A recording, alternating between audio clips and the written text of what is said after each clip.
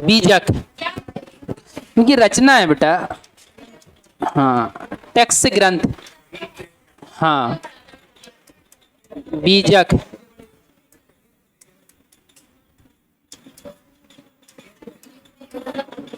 साखी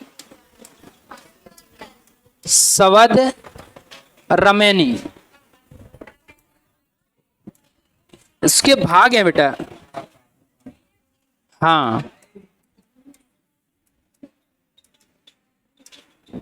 साखी सवद रमैनी है ना, बीजक। इनके जो कबीरदास जी, इनकी मृत्यु के बाद में इनके जो शिष्य थे, एक थे भागुदास। हाँ, उनकी देखरेख में या इन्हीं के अंतर्गत इन्होंने क्या बीजक का संकलन किया था इनका, है ना। हाँ, है ना, भागुदास। अब देखो यहां जरा ध्यान से, तो बात आती है किसकी बेटा, कबीरदास की। किसकी,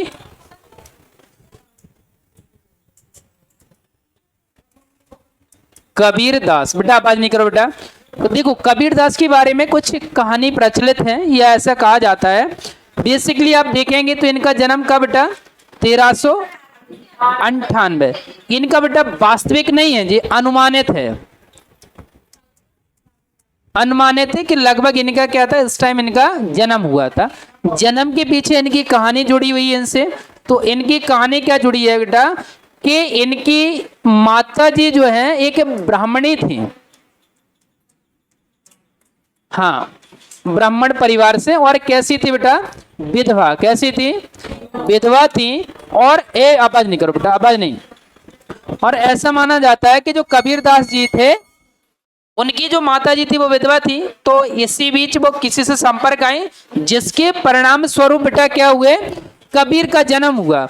और जब बेटा कबीर का जन्म हुआ तो उन्होंने सामाजिक ताने बाने को ध्यान में रखते हुए, इसको सामाजिक जो ताने बाने से डर के इन्होंने इनको वाराणसी में किसी तालाब के किनारे इनको छोड़ दिया था। मतलब जन्म के पश्चात इनको छोड़ दिया था। और जन्म के पश्चात छोड़ने के पश्चात फिर वहां एक और नीरू और नीमा, क्या बेटा, हाँ, जुलाहे। कौन बेटा, जुलाहे थे, एक नीरू और नीमा नाम के। जे इनका पति और जे इनकी पत्नी, है ना। तो इन्होंने क्या बेटा, कि इन्होंने इनको जब जो कबीर देख गए तो इन्होंने इनको उठा लिया। और इनकी कोई संतान नहीं थी, तो इन्होंने सोचा कि हमें ईश्वर के द्वारा एक संतान मिली। फिर उसका इन्होंने क्या किया, इनका कबीर का पालन पोषण किया। तो फिर बाद में कबीर क्या हुए, बड़े हुए। और ऐसा माना जाता है, कबीर ने कई बार इस चीज का जिक्र किया है कि कबीर ने कहीं किसी भी प्रकार की शिक्षा दीक्षा में कहा जाए तो इन्होंने कलम नहीं उठाई। क्या नहीं उठाई बेटा, कलम नहीं उठाई। मतलब कहा जाता है इन्होंने शिक्षा ली, वो किससे ली, गुरुओं के, संत गुरुओं के प्रवचन सुनकर, या उनके आसपास बैठकर, या उनके ज्ञान के माध्यम से इन्होंने क्या शिक्षा दीक्षा ली। शिक्षा दीक्षा लेने के बाद फिर इनका मतलब एक ही था कि कहा जाए तो एकदम कर्मवाद को, सिद्धांत को ध्यान में रखते हुए कि व्यक्ति को क्या एक तरीका से कि अपने कर्म पर ध्यान देना चाहिए व्यक्ति को जीवन में, कि जितने अच्छे उसके कर्म होंगे उतना उसका क्या होगा, परिणाम होगा। तो वैसे ही इनके बारे में कहावत प्रचलित रही है। देखो बेटा, इतना ही नहीं, कबीर ने, आप देखोगे तो कबीर ने मुस्लिम धर्म की भी बुराई की। और मुस्लिम धर्म के साथ साथ इन्होंने बेटा कौन सा, ब्राह्मण धर्म की भी इन्होंने, या कहा जाए जो अपना हिंदू धर्म है तो हिंदू धर्म की भी इन्होंने क्या की बेटा, बुराई की है। सबकी बुराई, धर्म की नहीं की बुराई, मतलब इनके अंतर्गत देखा जाए तो उनके अंतर्गत जो कर्मिक कांडता है, या कहा जाए यहाँ रूढ़िवादिता है, या कहा जाए यहाँ अंधविश्वास है। तो कुछ चीजें ऐसी प्रचलन में थी जिनसे समाज में देखा जाए तो एक अलग ही माहौल था। तो उन चीजों को उन्होंने खत्म करने का प्रयास किया है। तो हमेशा सामाजिक बुराइयां या समाज में जो कुरीतियां रहती हैं उनके अगेंस्ट में कौन रहेंगे, कबीरदास जी रहेंगे। कबीरदास के गुरु कौन है बेटा, गुरु कौन है, रामानंद। कौन है, रामानंद, है ना। तो इस वजह से देखा जाए इन्होंने शिक्षा दीक्षा कौन, रामानंद के द्वारा ली। तो इस तरीके से तो कहा जाता है कि बेटा जो कबीर दास जी थे वो सामाजिक बुराइयों के विरुद्ध में थे, धार्मिक जो अंधविश्वास है उनके विरुद्ध में थे, इसके अलावा जो रूढ़िवादिता फैली उनके विरुद्ध में थे। और यहाँ तक कि उन्होंने कि ईश्वर को प्राप्ति करने के लिए विभिन्न सिद्धांत थे, जैसे कि हिंदू धर्म के अंतर्गत मूर्ति पूजा होगी उनका खुला विरोध किया, वहीं मुस्लिम धर्म के अंतर्गत जो अन्य चीजें हो गई उनका विरोध किया। जैसे फॉर एग्जाम्पल इन्होंने कहा ना, हिंदू धर्म के अंतर्गत के पाहन पूजे तो हरि मिले, और मैं पाहन पूजे तो हरि मिले तो मैं पूजो पहाड़, और ताते तो चाकी बली सो पीस खाए संसार। तो उन्होंने इस बात का जिक्र किया बेटा कि अगर पहाड़ पूजने से, पत्थर पूजने से प्रभु मिलते तो मैं पहाड़ पूज देता, और उन्होंने कहा कि अगर इन सब से मिलते तो मैं पहाड़ ही पूछता, सीधी बात, जल्दी मिल जाती ईश्वर।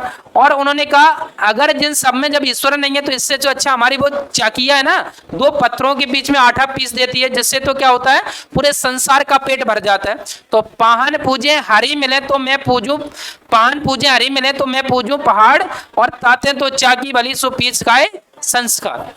यहाँ तक कि बेटा इन्होंने देखा जाए तो जितना उन्होंने हिंदू धर्म को लिया, दूसरा उन्होंने किसको ले रखा बेटा, मुस्लिम धर्म को भी।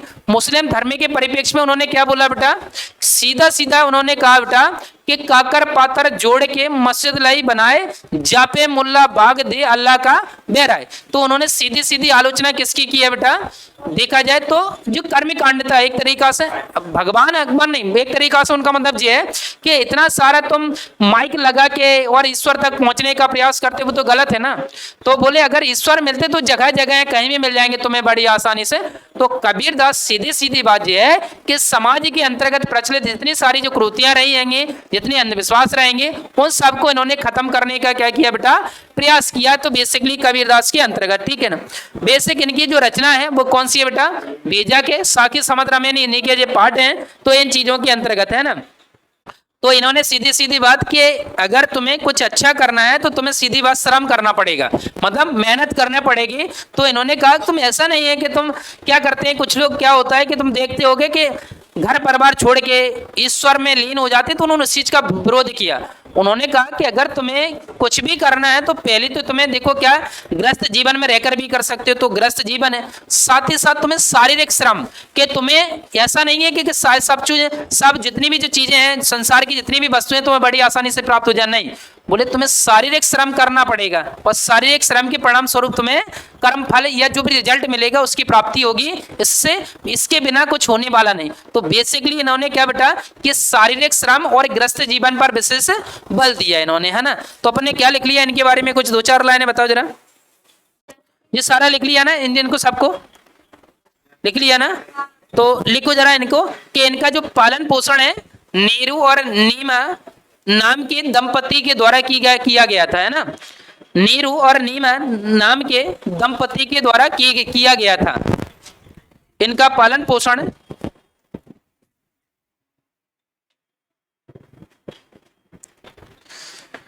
नीरू और नीमा नाम के दंपति के द्वारा किया गया था, है ना। वहीं लिख लेना कि नीरू और नीमा कौन थे बेटा, जुल्हाए, है ना। तो वहीं लिख लेना ब्रैकेट में जुल्हाए।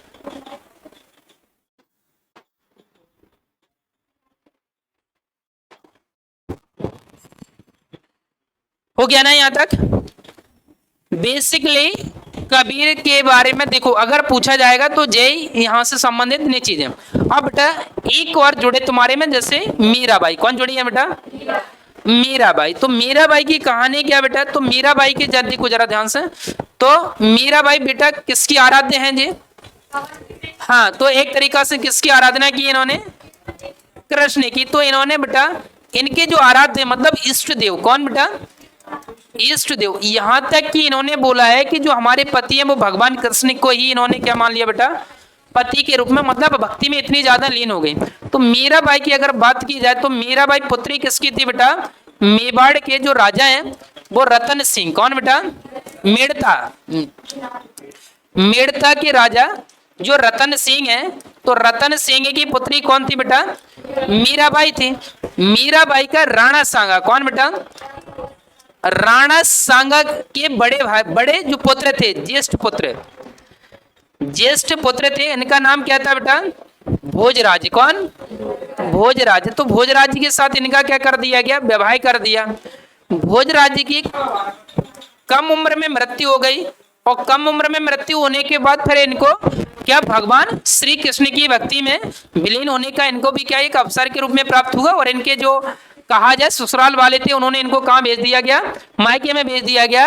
और फिर इन्होंने किसके लाने अपना पूरा जीवन त्याग दिया गया बेटा, भगवान कृष्ण के लाने या उनकी भक्ति में लीन होने के लाने अपना पूरा जीवन इन्होंने क्या कर दिया गया, त्याग दिया गया। तो इस तरीके से एक सगुण उपासक भगवान कृष्ण की भक्ति के रूप में किसको जाना जाता है बेटा, मीराबाई को जाना जाता है। यही अपने एक और जुड़े हुए बेटा गुरु नानक। कौन से बेटा, गुरु नानक। तो गुरु नानक कौन है बेटा, सिख संप्रदाय के संस्थापक। किसके बेटा, सिख संप्रदाय या सिख धर्म है जो बेटा, उनके मुख्य प्रतिपादक या संस्थापक कौन है बेटा, गुरु नानक। ध्यान रखो बेटा कि जो सिख संप्रदाय है एक तरीका से हमारा जो ब्राह्मण धर्म है, वैदिक धर्म है, उसी का एक नया रूप कौन है बेटा, ये है।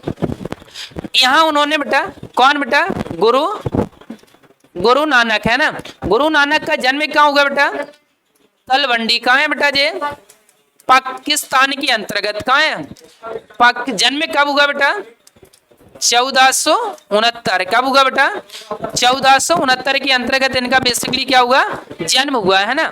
तो यहाँ देखा जाए तो इन्होंने भी बेटा एक तरीका से जो कर्मकांडता है उन चीजों को इन्होंने भी क्या किया बेटा, विरोध किया गया है। और एक तरीका से सामाजिक जागरूकता या सामाजिक शिक्षा के लाने ने भी क्या किया बेटा, काम किया है। तो इस तरीके से देखा जाए तो यहाँ सिख धर्म कहाँ से स्टार्ट होता है बेटा, यहाँ से होता है। यहाँ सिख धर्म के अंतर्गत बेटा देखोगे आप इनकी अगर आप सिख धर्म को अगर स्वीकार करते हो, अगर सिख धर्म के अंतर्गत आप जाना चाहते हो, तो इसके लाने क्या बेटा, इनका एक संस्कार होता है पाहुल। क्या होता है, पाहुल संस्कार होता है। इसके द्वारा आपको दीक्षा दिलाई जाती है, और दीक्षा दिलाने के परिणाम स्वरूप बेटा क्या हो जाता है, आप सिख धर्म में चले जाते होगे। तब आपके नाम के साथ क्या जुड़ जाएगा, सिंह। मतलब पुरुष से होगा तो सिंह जुड़ेगा, और महिला होगी तो क्या जुड़ेगा बेटा, कौर। क्या जुड़ेगा बेटा, कौर। मुख्यतः क्या, दो नाम इनकी उपाधि के रूप में क्या किया जाता है, जोड़े जाते हैं।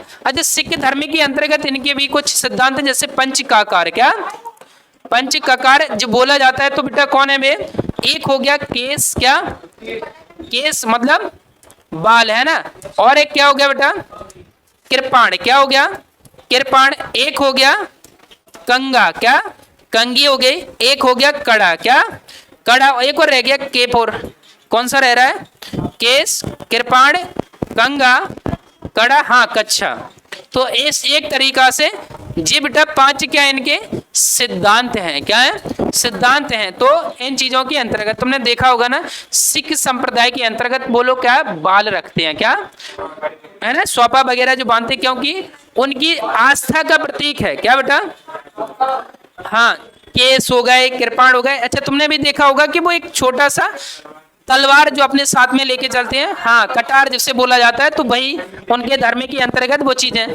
कड़ा भी पहनते होंगे जो तुम, है ना, तो वो चीजें, तो ये सब क्या होगा, वो चीजें उनके धर्म के अंतर्गत क्या ऑलरेडी आती हैं। तो इस तरीके से देखा जाए जी बेटा कौन सा, गुरु नानक जी है जो है ना, उन्होंने इसको, है ना, इनका जो ग्रंथ है वो कौन सा ग्रंथ है बेटा, ग्रंथ है कौन है बेटा, आदि ग्रंथ है। कौन सा बेटा, तो बेसिकली जो इनका जो ट्रस्ट है वो किसमें होता है बेटा, आदि ग्रंथ के अंतर्गत इनका जो विश्वास बना हुआ है, तो वो चीज है इनका प्रमुख ग्रंथ। इनको नोट कर लो जरा, कहीं भी